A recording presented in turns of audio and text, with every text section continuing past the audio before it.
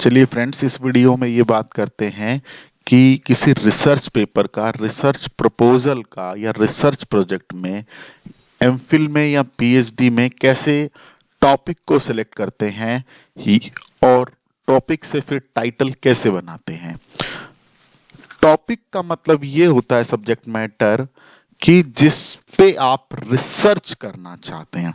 For example, organizational conflict, organizational stress, micro finance, market segmentation, consumer behaviour या कोई और field, कोई political science का तो पॉलिटिकल सिनेरियो या किसी भी फील्ड में, उसमें सबसे पहले वो टॉपिक या सब्जेक्ट एरिया निकालिए जिसमें आप रिसर्च करना चाहते हैं, आपका जो इंटरेस्ट एरिया है या कंज्यूमर बिहेवियर। उसके बाद इस टॉपिक को, जो भी आप टॉपिक चुनते हैं, उसको एक स्मॉल पैराग्राफ में लिखिए और ये पैराग्राफ, ये टॉपिक आपको bottom line as a base line serve करेगा।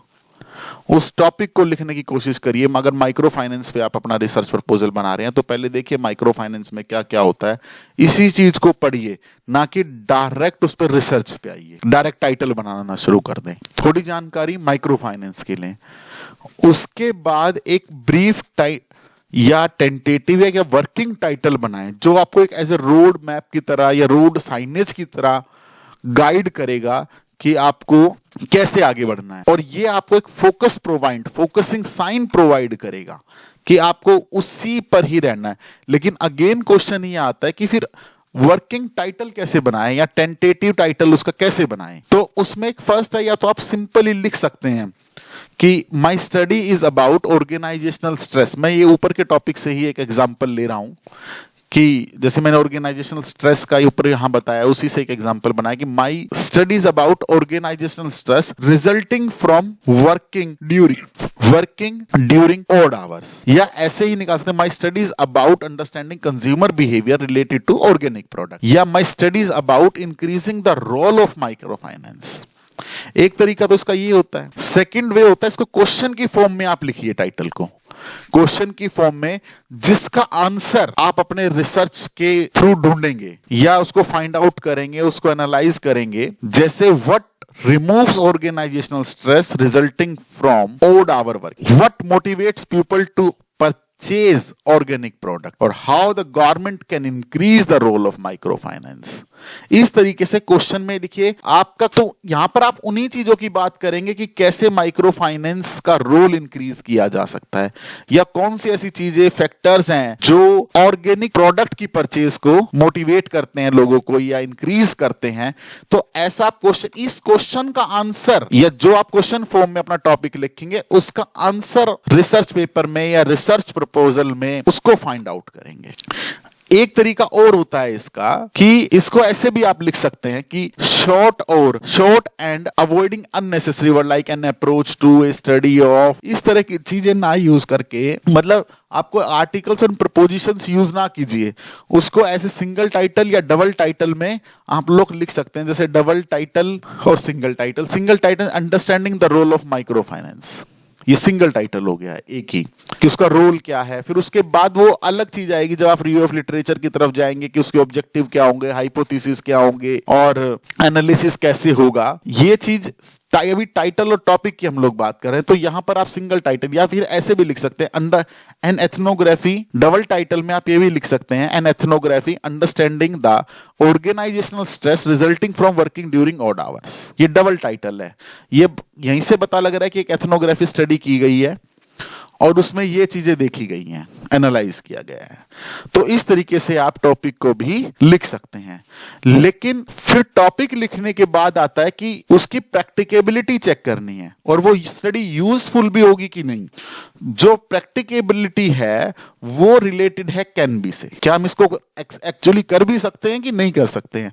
और यूजफुलनेस है कि करनी भी चाहिए या नहीं करनी चाहिए, मतलब किन के लिए बेनिफिट होगी उससे। तो उस देखिए कैन बी का आंसर है इन दो चीजों में कि एक स्टडी तब हो सकती है जब उसके पार्टिसिपेंट्स अवेलेबल हों और वो रेडी हैं एज ए पार्टिसिपेंट बनने के लिए, या फिर उसका डेटा अवेलेबल हो, क्योंकि एक्चुअली जो पार्टिसिपेंट होते हैं जिनसे हम सैंपल भी बोलते हैं कि जिनसे सैंपल कलेक्शन होता है, उनसे भी डेटा ही कलेक्ट किया जाता है। और सेकंड आता है अगर रिसोर्सेज अवेलेबल है, टाइम है, मनी है, और उसका जो अदर रिसोर्सेज जैसे सॉफ्टवेयर, एनालिसिस सॉफ्टवेयर, वो सब अवेलेबल है रिसोर्सेज, तो उस प्रोजेक्ट को, उस रिसर्च वर्क को किया जा सकता है। वो किया जा सकता, करना भी चाहिए कि नहीं करना चाहिए, उसके लिए आंसर है कि वो तब करना चाहिए जब एड टू एग्जिस्टिंग लिटरेचर, जो उसका लिटरेचर अवेलेबल है या एग्जिस्टिंग रिसर्च अवेलेबल है, उसमें वो कुछ कंट्रीब्यूट करे, या तो कोई फैक्टर्स आप दें या कोई वेरिएबल दें, ठीक है। तो उस रिसर्च से अगर वो कोई न्यू वेरिएबल ऐड हो रहा है, या थ्योरी ऐड करके उसमें नया वेरिएबल ऐड कर रहे हैं, कोई फैक्टर डेवलप कर रहे हैं, जैसे लोग स्केल भी डेवलप करते हैं, तो वो करना चाहिए।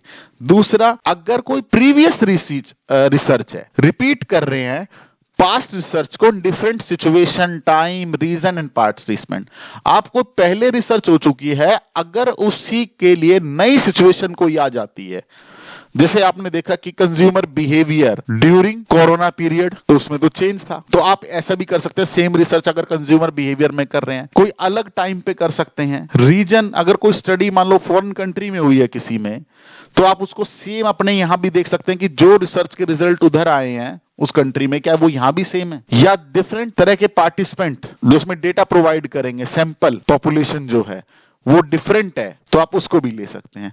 अगर ये कोई सोशल प्रॉब्लम को एड्रेस करता है, सोशल इशू को एड्रेस करता है, किसी जस्टिस को एड्रेस करता है, तब ये रिसर्च करनी चाहिए। या कोई ऐसा topic, any topic which has limited discussion और लिमिटेड लिटरेचर इज अवेलेबल, जो अभी तक जो ऐसा टॉपिक जो भी एग्जामिन पूरा ही नहीं किया गया, उसके लिए सफिशिएंट लिटरेचर अवेलेबल नहीं है, तो उसको भी करना चाहिए। नेक्स्ट आता है कि बेनिफिशियरी वो होते हैं कि उस रिसर्च के रिजल्ट से जिनको बेनिफिट होगा। देखिए, पार्टिसिपेंट के साथ इसके साथ कंफ्यूज ना हो, पार्टिसिपेंट तो वो लोग होते हैं जिनके से सैंपल कलेक्ट किया जाएगा, वो सैंपल पॉपुलेशन है जिनसे डेटा लिया जाएगा।